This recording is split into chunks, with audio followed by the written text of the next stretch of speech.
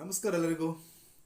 ಯಾವುದೇ ಒಂದು ಕೆಲಸ ಕಾರ್ಯಗಳಿಗೆ ನಾವು ನಿತ್ಯ ಹೋಗ್ತಾ ಇರ್ತೀವಿ, ಬರ್ತಾ ಇರ್ತೀವಿ. ಸಡನ್ನಾಗಿ ಬೆಕ್ಕು ಪಾಸ್ ಆಗಿಬಿಡುತ್ತೆ.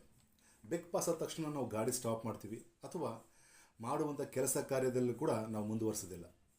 ಏನಕ್ಕಪ್ಪ ಅಂತಂದರೆ ಬೆಕ್ಕು ಅಡ್ಡ ಬಂತು, ಅದು ಒಂದು ರೀತಿ ನಮಗೆ ಅಪಜಯ. ಯಾವುದೇ ಕೆಲಸ ಮಾಡೋದು ಬೇಡ ಅಂಥೇಳಿ ನಮ್ಮ ಜನಗಳಿಗೆ ಒಂದು ರೀತಿ ತಲೆಗೆ ತುಂಬ್ಕೊಂಬಿಟ್ಟಿದೆ.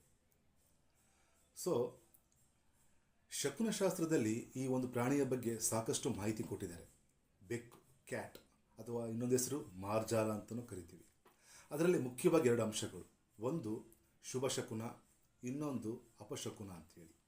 ಮುಖ್ಯವಾಗಿ ಬೆಕ್ಕು ಯಾವ ಕಡೆಯಿಂದ ಯಾವ ದಿಕ್ಕಿ ಕಡೆಗೆ ಪಾಸ್ ಆಗಿದೆ ಅನ್ನೋದನ್ನು ನೋಡ್ಕೋಬೇಕು. ಸೊ ಫಸ್ಟು ಎರಡು ಅಂಶ ಏನಪ್ಪ ಅಂತಂದರೆ, ಒಂದು ರೈಟ್ ಸೈಡಿಂದ ಲೆಫ್ಟ್ ಸೈಡ್ ಪಾಸ್ ಆದರೆ it is A good time. ಹಾಗೆ ಲೆಫ್ಟ್ ಸೈಡಿಂದ ರೈಟ್ ಸೈಡ್ ಹೋದರೆ it is not A good time. So ಇದನ್ನು ನೀವೇ ಜಸ್ಟಿಫೈ ಮಾಡ್ಕೊಳ್ಳಿ. ಯಾಕೆಂದರೆ ಬೆಕ್ಕು ಅನ್ನೋದು ಒಂದು ರೀತಿ ಅನಿಮಲ್ ಸ್ಪಿರಿಟ್, ಅದು ಅಂದರೆ ರಾಹುವಿನ ತತ್ವ. ಇದನ್ನು ನೀವೇ ಜಸ್ಟಿಫೈ ಮಾಡ್ಕೋಬೋದು. ಯಾಕಪ್ಪ ಅಂತಂದರೆ ನಿಮ್ಮ ಮಾಡುವ ಒಂದು ಕೆಲಸ ಕಾರ್ಯಗಳಲ್ಲಿ ನಿಮಗೆ ಮುಂಚಿತವಾಗಿ ಇದೊಂದು ರೀತಿ ಇಂಡಿಕೇಟ್ ಕೊಡುತ್ತೆ. ಸರ್ವೇ ಜನಂ ಸುಖಿನೋ ಭವಂತು.